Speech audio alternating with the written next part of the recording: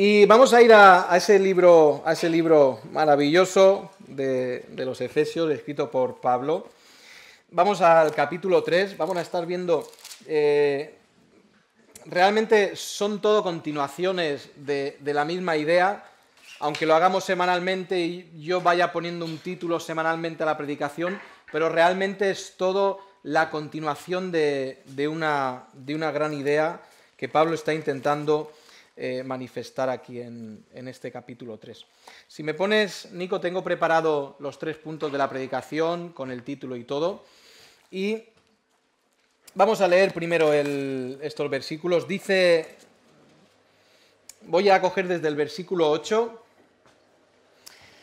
hasta el 12, dice así: a mí, que soy menos que el más pequeño de todos los santos, me fue dada esta gracia de anunciar entre los gentiles el evangelio de las inescrutables riquezas de Cristo, y de aclarar a todos cuál sea la dispensación del misterio escondido desde los siglos en Dios, que creó todas las cosas, para que la multiforme sabiduría de Dios sea ahora dada a conocer por medio de la Iglesia a los principados y potestades en los lugares celestiales, conforme al propósito eterno que hizo en Cristo Jesús, nuestro Señor, en quien tenemos seguridad y acceso con confianza por medio de la fe en Él.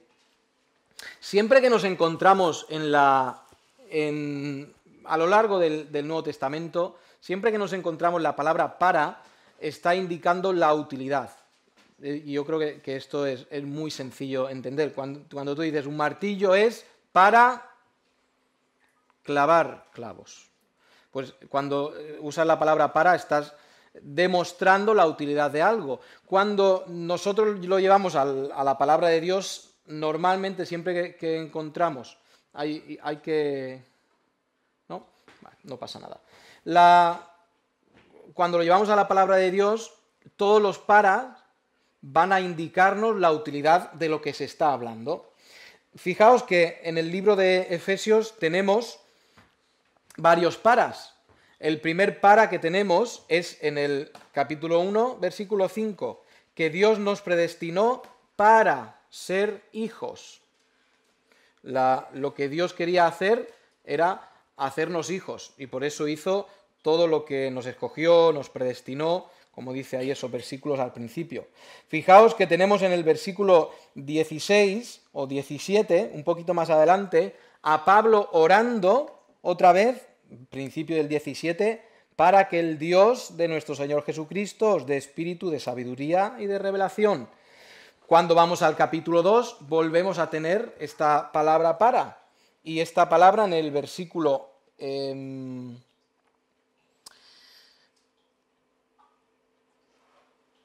10, versículo 10, nos dice: porque somos hechura suya, creados en Cristo Jesús para buenas obras. Y es que la utilidad que nosotros tenemos, todo lo que Dios ha hecho por nosotros, escogiéndonos, dándonos sabiduría, todo ha sido hecho para buenas obras. El creyente que no anda en buenas obras, y en primer lugar lo que dije, y esto lo dije hace bastante tiempo, las buenas obras lo primero que es la obediencia a la palabra. El creyente que no anda en obediencia a la palabra no está haciendo buenas obras. Segundo, tiene que andar de la forma haciendo las obras que Dios pone delante de él. Dice el versículo 10 que estas obras las preparó de antemano para que anduviésemos en ellas. Y fijaos que aquí llegamos al versículo 10 y nos habla para que la multiforme sabiduría de Dios sea ahora dada a conocer por medio de la Iglesia a los principados y potestades en lugares celestiales. Fijaos que yo dije, creo que dije un poquito sobre este versículo, que las autoridades, potestades, como dice, las potestades, los principados, no se está refiriendo a gente de este mundo, a importantes de este mundo, o a reyes, o a presidentes. Se está refiriendo a los principados, a las personas de primer nivel, es más o menos la traducción literal, a las primeras personas del reino espiritual. Esto, mira, ahí lo tenemos, gracias, Nico. Esto no ¿Por qué la traducción es esta? Hay algunos que traducen que esto significa que el cristiano delante de las autoridades del mundo va a demostrar su sabiduría. Pero esto no tiene sentido interpretarlo de esta forma, porque vosotros que sois buenos exegetas, y eso no es una palabra mala, sino que sois buenos intérpretes de la Biblia, podéis ver que las otras veces que en el libro se refiere a lugares celestiales, se refiere siempre a cosas espirituales. Cuando nos dice al principio de la palabra, capítulo 1, versículo 3, que nos bendijo con toda bendición espiritual en los lugares celestiales, se está refiriendo al mundo espiritual, ¿no? Sí. Porque Dios te ha dado físicamente todo lo que tú necesitas. Gracias, Raquel. No, a mí tampoco. Y yo sospecho que a muchos de aquí tampoco. Se está refiriendo a el espectro espiritual. Cuando vamos al final del libro de los Efesios, capítulo 6, fijaos cómo dice, porque no tenemos lucha contra sangre y carne. Este versículo lo conocemos mucho. Porque no tenemos lucha contra sangre y carne, sino contra principados, fijaos, esa palabra ha salido antes, contra potestades, así es, y aquí va a añadir gobernadores de las tinieblas de este siglo, contra huestes espirituales de maldad en las regiones celestes.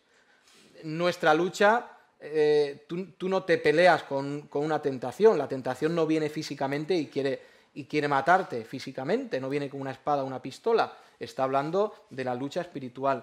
Entonces, tenemos que llegar necesariamente a la conclusión que cuando Pablo dice que la multiforme sabiduría de Dios es anunciada y demostrada a los principados y potestades, está hablando del reino espiritual.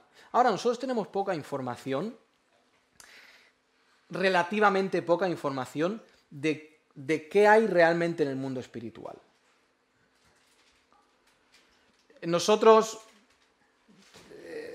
Dios al escribir su palabra, Él no nos estaba intentando describir todo lo que existe en el mundo espiritual, porque nos deja muchísimas incógnitas.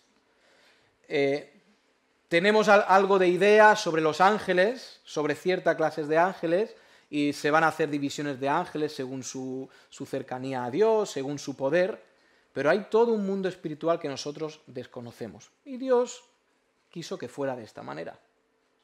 Pero cuando la Iglesia está viviendo en la sabiduría de Dios, ¿os acordáis que la semana pasada hablaba de cuál era el gran secreto para que la Iglesia funcionara? ¿Os acordáis? Esta administración del misterio.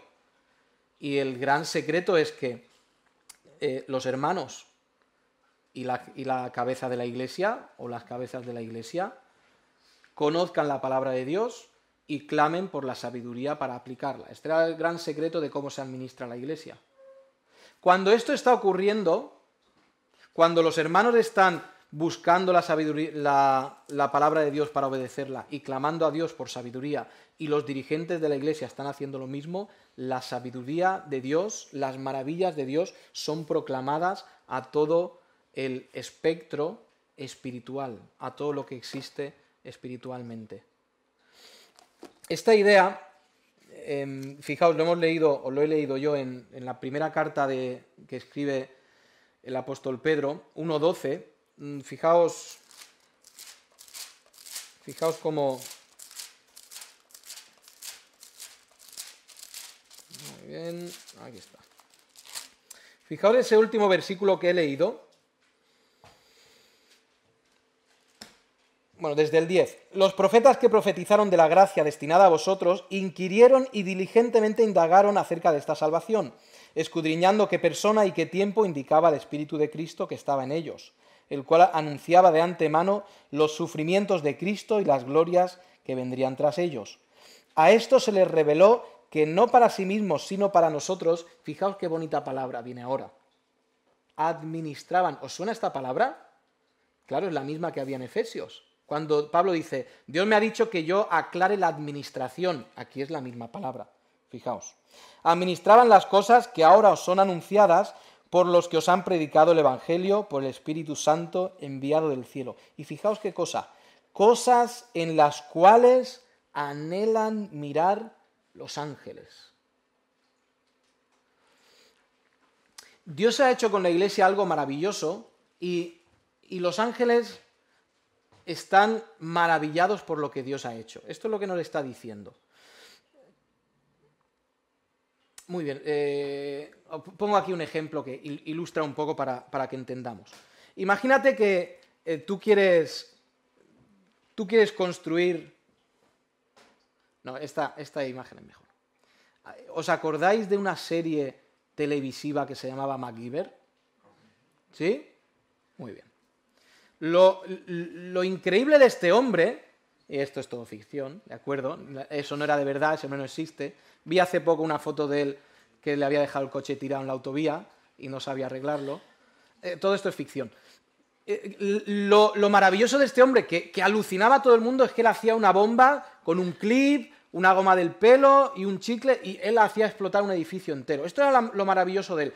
Y mirábamos y como niños alucinábamos. Otra cosa diferente es si él está en una fábrica de bombas y construye una bomba. Esto es diferente, ¿no? Ahora, porque estás en una fábrica de bombas y tienes las instrucciones de cómo hacer una bomba, pues hasta yo hago una bomba. Pero fijaos que Dios, para demostrar su gloria y sus maravillas a todo el espectro espiritual, ¿a quién coge? Oye, coge a lo peor, ¿no? ¿Os acordáis de cuando hacíamos los equipos de fútbol en el colegio? Al final siempre se quedaba, yo siempre me quedaba de los últimos. Pero cogemos a los buenos. Para hacer las cosas buenas, cogemos a los buenos. Cuando queremos hacer algo maravilloso, cogemos el mejor material. Si quieres construir algo que dure 20 años, no vas a comprarlo al chino. Vas a comprarlo en un sitio de construcción. Cuando Dios tiene en mente que su sabiduría y que las maravillas de todo lo que Él hace sean demostradas a los universos completos, a todo el espectro universal, espiritual, lo maravilloso de Dios es que coge a lo peor. Él podía hacerlo con ángeles y le hubiera quedado muy bien. Él podía haberlo hecho con seres que Él hubiera creado y le hubiera quedado genial. Pero nos elige a nosotros, para que la forma en que nosotros vivimos como iglesia demuestre a todo el espectro espiritual que Dios es maravilloso. Fijaos lo que está haciendo Dios. Esto es la maravilla de cómo Dios trabaja. Este mensaje en el cual anhelan mirar los ángeles, este misterio, el cual anhelan mirar los ángeles, la Iglesia forma parte de este misterio. La Iglesia forma parte de esta maravilla que está haciendo Dios. Yo dije hace unas semanas que el que ama a Dios y el que ama a Cristo debe automáticamente amar a la Iglesia. Porque Cristo ama a la Iglesia tanto que se entrega por ella y da su vida por ella para lavarla nos dice Efesios también, purificarla a través de la palabra, de su palabra. Nosotros debemos amar la Iglesia entendiendo que la Iglesia es una de las herramientas que usa Dios para demostrar su gloria a todos. La Iglesia no puede... Y cuando hablo de la Iglesia, ahora estoy hablando de esta Iglesia, de cada iglesia local que está en el mundo. Todas ellas, ya sabéis que forman parte de una iglesia universal, en la cual todos somos hermanos. Pero tú tienes que amar la iglesia en la cual Dios te ha puesto.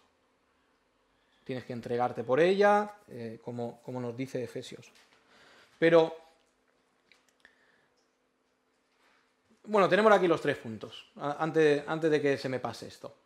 He titulado esta predicación Un encargo demasiado grande.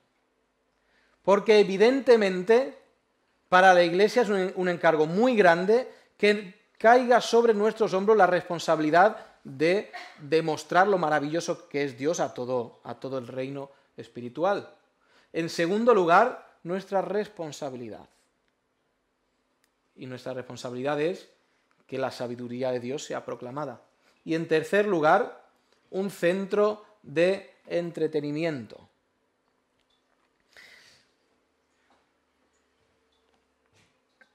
Fijaos que la responsabilidad, voy con el punto 2, la responsabilidad que hay sobre nuestros hombros es la de demostrar esas maravillas.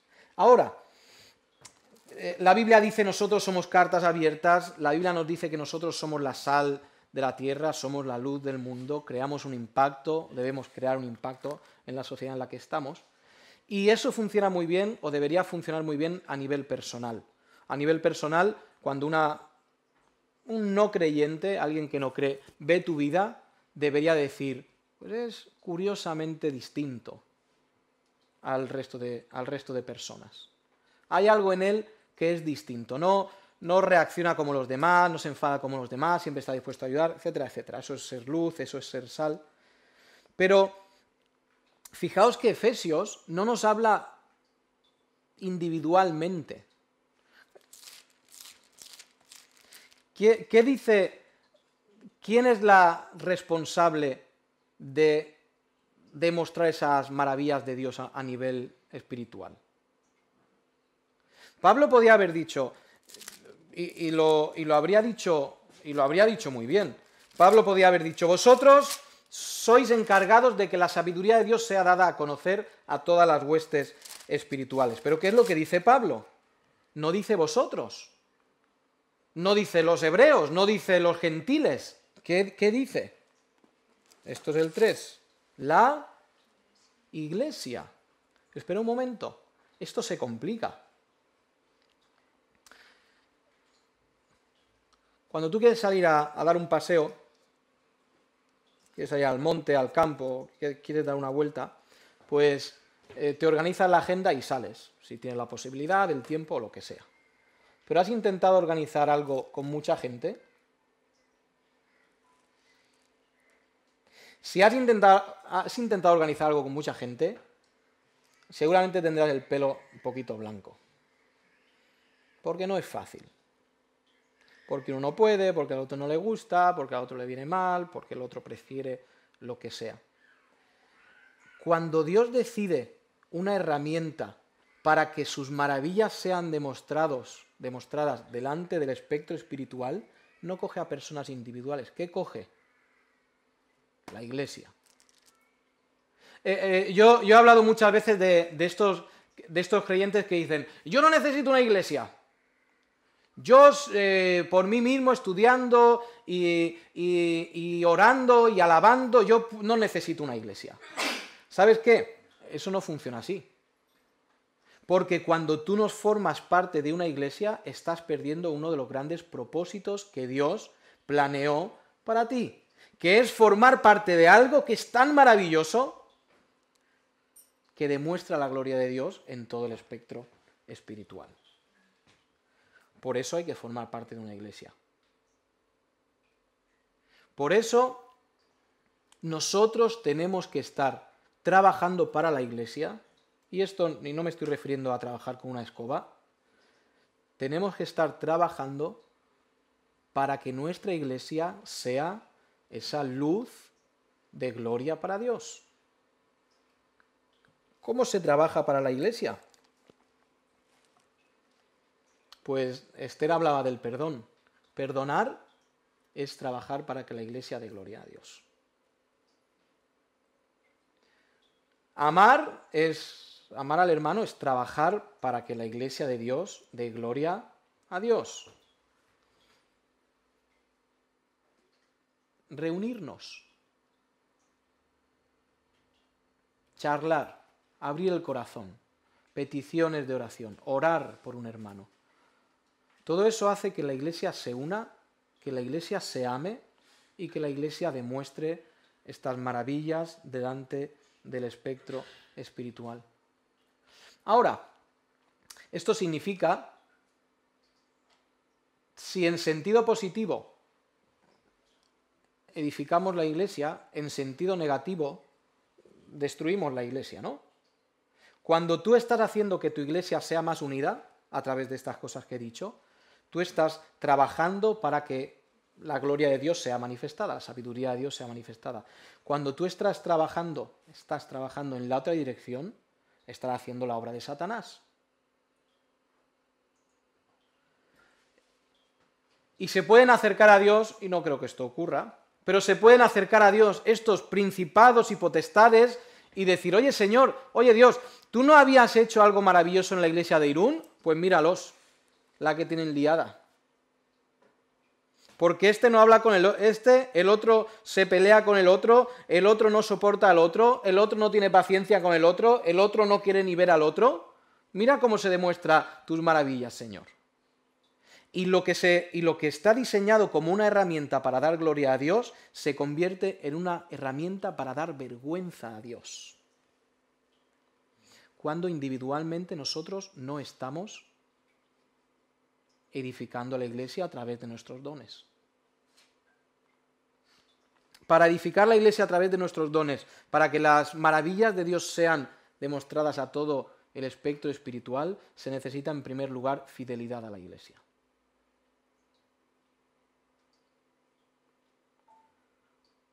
Cuando las puertas de la iglesia se abren, la gente se pelea por entrar a la iglesia. Y tendríamos que ampliar la puerta de la iglesia, porque cuando se reúne la iglesia, entran los hermanos corriendo. ¿Se ha abierto la iglesia? ¡Vamos! ¿Es para orar? Pues gloria a Dios, vamos a orar. ¿Es para cantar? Gloria a Dios, vamos a cantar. Está la iglesia reunida, es nuestro lugar. Y aquí tengo que dar un pequeño tirón de orejas, porque los miércoles se abre la iglesia para los hermanos. Y tristemente vemos que cada vez somos menos los miércoles. Que eso sea un tiempo de oración de la iglesia, sí. Que igual no te gusta cómo se ora, pues puede ser. Pero la iglesia está abierta. Y debería surgir de nosotros el deseo de no me digas que han abierto la iglesia, vamos.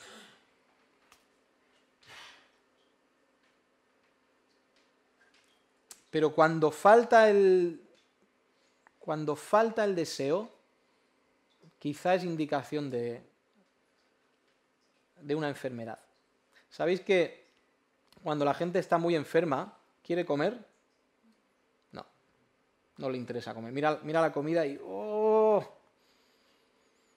y no hay deseo de comer. El creyente sano, al igual que el humano sano, anhela, desea la comida. Si no, estate un par de días sin comer, verás cómo deseas la comida. Y anhela. Y ese deseo es demostración de salud. Y ahí tenemos que ser mejores, hermanos.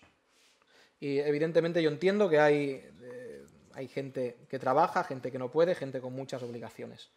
Pero debe existir el deseo. Si no hay deseo, hay algo raro en el corazón. Dios pone sobre nosotros la responsabilidad de que nosotros demostremos al mundo que Él es maravilloso. Pone la responsabilidad de que nosotros demostremos a todo el espectro espiritual que Dios es maravilloso. Y a veces da la impresión de que nosotros no podemos demostrar que Dios es maravilloso porque para nosotros Dios no es maravilloso, ¿no? Es difícil demostrar al mundo que Dios es maravilloso si tú no lo estimas como maravilloso.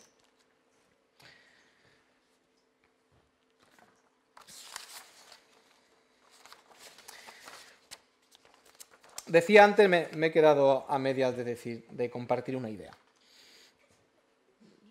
Cuando hay dos preguntas en tu vida que deberías tener más o menos claras. Mejor más clara que menos clara. Pero hay dos preguntas que tienes que tener en tu vida claras. Primera pregunta. ¿Por qué vale la pena vivir? Tú tienes que determinar, igual tienes que escribirlo, sería un buen ejercicio de disciplina. Escribir por qué vale la pena vivir. ¿He dicho vivir? ¿Sí? No me confundo con la segunda pregunta. ¿Por qué vale la pena vivir? ¿Por qué vale la pena que yo entregue la vida? ¿Por qué? ¿Cuál es la motivación? ¿Cuál es el objeto? ¿Cuál es la meta de que a mí me va a hacer que yo siga adelante? En el mundo hay muchísimas motivaciones, muchísimas, tantas como personas. Unos viven para el trabajo, otros viven, bueno, para el trabajo no, para ganar dinero a través del trabajo. Yo creo que nadie trabaje gratis o quiera trabajar gratis. Pero existen muchísimas motivaciones. Otra de las motivaciones, la educación de tus hijos, pues es una motivación muy grande en tu vida. Pero tú tienes que llegar a la respuesta correcta, y quizá yo no te la voy a dar. Pero tienes que llegar a la respuesta correcta de por qué vale la pena vivir. Una respuesta que cuando tú estés ya con 150 años cerca de la muerte, mires atrás y digas, 150 es mucho, bueno, 120, cuando tú mires atrás, digas, oye, yo con 40 años respondí esa pregunta y fíjate, hoy digo, es cierto, he vivido por eso y me ha ido bien. La otra puede ser, y esto estoy seguro, que tú tienes en tu corazón y en tu mente esta respuesta ya escrita. ¿Por qué vivo? ¿Por qué trabajo? ¿Por qué me levanto cada mañana? Pero si la respuesta es incorrecta, llegarás a los 120, mirarás atrás y dirás, me equivoqué. ¿Estáis de acuerdo conmigo? Y yo sospecho que una gran parte de la humanidad, en el lecho de muerte, ha mirado atrás y ha dicho, me equivoqué. Viví toda mi vida por algo que no tenía sentido. Viví toda mi vida para poder jubilarme y morí el año antes de jubilarme. Fijaos qué triste, ¿no? Y me parece que muchos han funcionado así.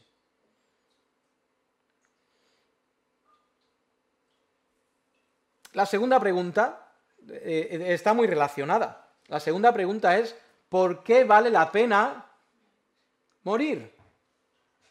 Porque tú puedes entregar tu vida, toda tu vida, por algo. Nosotros vivimos en tiempos donde nosotros no tenemos que entregar la vida por nada.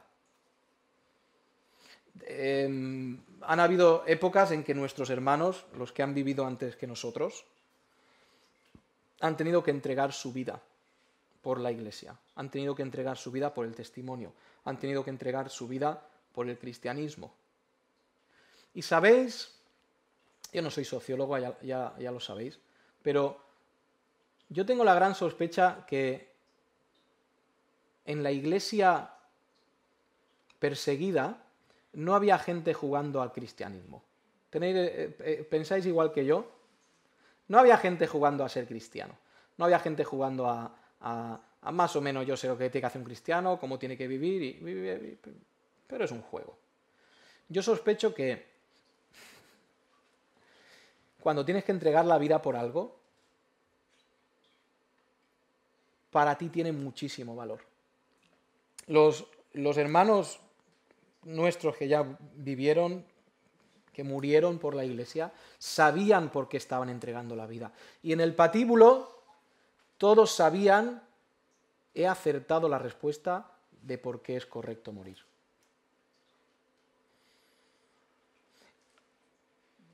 Seguro que habéis escuchado historias de gente yendo a hacer exploraciones en África, exploraciones en la Antártida. El capitán Scott, famoso, que quiso llegar a la latitud cero en la Antártida y murió sin conseguirlo. Esa gente decidió morir por algo con valor relativo. Y yo sospecho también que este hombre, pongo este ejemplo, el capitán Scott, no llegó al punto... Bueno, miento, llegó, pero él quería llegar el primero y cuando llegó a la latitud cero se encontró con una bandera, la bandera noruega. Y es que un tal Amundsen había llegado primero. O sea, él quería pasar a la historia por ser el primero en pisar la latitud cero. Y se dio cuenta que cuando llegó ya había llegado otro primero. Y él murió volviendo al campamento base. Él está muriendo, y además es muy curioso porque se tiene su cuaderno donde él escribió. Él murió en su tienda de campaña, y congelado, evidentemente. Y cuando ves sus últimas palabras, claro, él va a morir. No quería yo acabar con una nota tan triste, pero cuando él va a morir, él se despide de su mujer, se despide de sus hijos, se despide de su tal, se despide de su tal, y sabéis, él muere escribiendo. Y se pueden ver su cuaderno, que la última línea hace así y muere. ¿Qué hace ese hombre en la Antártida? ¿Por qué muere? ¿Por la gloria del hombre? ¿Por pasar a la historia? Él respondió a la pregunta de por qué valía la pena morir. Él sabía que se jugaba la vida. Y él contestó mal a la pregunta de por qué vale la pena morir. Cuando metemos esa pregunta en este texto nos responde esa pregunta. ¿Por qué vale la pena morir? Vale la pena morir por la Iglesia. Vale la pena morir por demostrar a todo el espectro espiritual las maravillas de Dios. Por eso sí vale la pena morir. Y esa es la respuesta correcta. Por Dios vale la pena morir. Por Dios vale la pena que yo me levante cada día y mi meta sea dar gloria a su nombre. ¿Qué es lo curioso?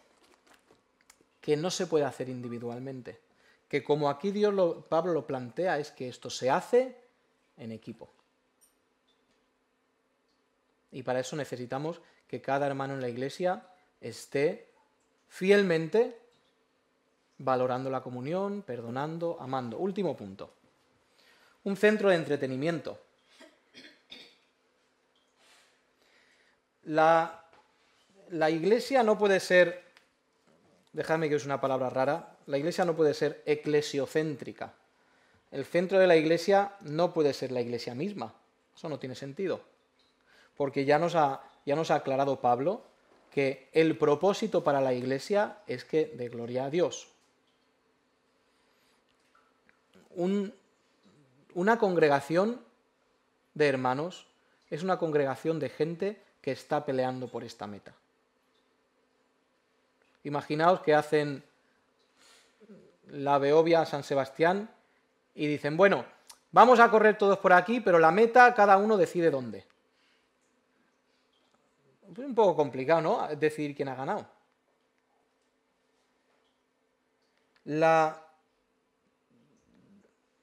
El conjunto de la Iglesia es un grupo de gente con las mismas metas, dar gloria a Dios, con el mismo corazón, con un mismo espíritu. Pablo luego va a decir, más os vale a cada uno de vosotros ser solícitos en guardar la unidad del espíritu. Bien os vale a cada uno de vosotros pelear porque esto sea una Iglesia unida. Esto no lo digo yo, lo dice Pablo. Ser solícitos en guardar la unidad del espíritu, del cuerpo, en el vínculo del amor, en el vínculo de la paz, dice en este caso.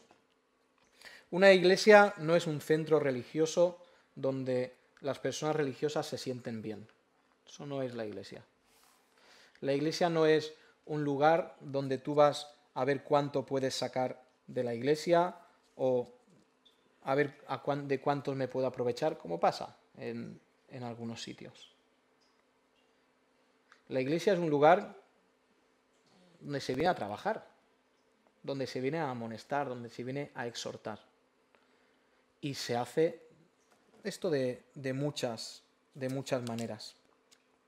La iglesia no está para ser entretenida y cualquier dirigente que se dedica a entretener a la iglesia en vez de edificarla y formarla está siendo un mal pastor delante de Dios, un mal cabeza delante de Dios y dará cuentas a Dios por esto. Porque la iglesia no es para divertirla, ni es para entretenerla. Y se hacen actividades en la iglesia que son lúdicas. Pero el propósito siempre es que los hermanos estemos juntos. Nosotros necesitamos tener comunión unos con otros. Necesitamos tener roce. Bien dice el refrán, el roce hace el cariño. y debemos amarnos más. Debemos decirle al de al lado, te amo. Y si es tu esposo o tu esposa, no vale. Y si tienes la pared, Ramón, tampoco. Tenemos que decir al de al lado, hermano, te amo. Hermano, ¿puedo ayudarte? Hermano, estoy aquí para que tú y yo juntos sigamos el camino. ¿Qué necesitas? Cuando hay 5 diciendo al resto que necesitas, van a haber 5 explotados. ¿Sí? Claro. Porque esos 5 van a cubrir las necesidades de todos. Pero cuando hay 50 sirviendo a 50, entonces sí funciona esto.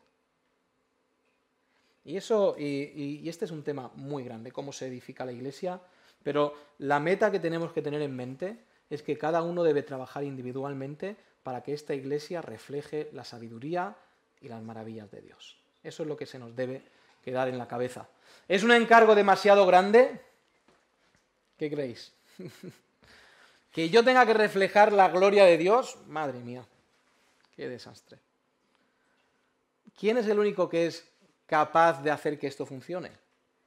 Es Dios, y por eso es para Él su gloria. La sabiduría que trabaja en nosotros es la única, y la que Dios nos da es la única que puede hacer que esto funcione de la forma correcta. Es por eso que clamamos a Dios, es por eso que estudiamos su palabra. Y termino ya con esto.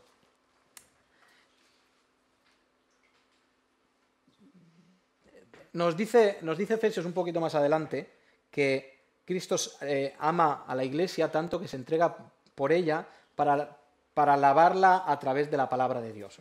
Perdonadme, vamos a mirar el versículo, si no, yo lo voy a decir mal.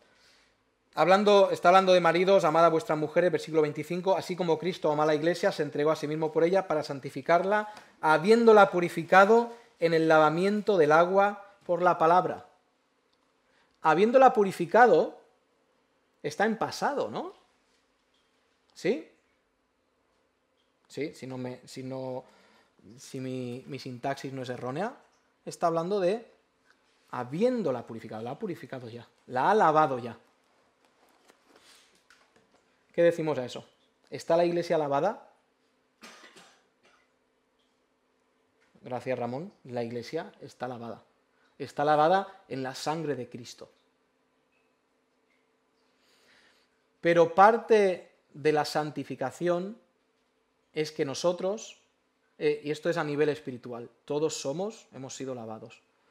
A nivel práctico, la iglesia necesita ir siendo lavada. No esperes de la iglesia perfección. Nunca. Porque si esperas perfección,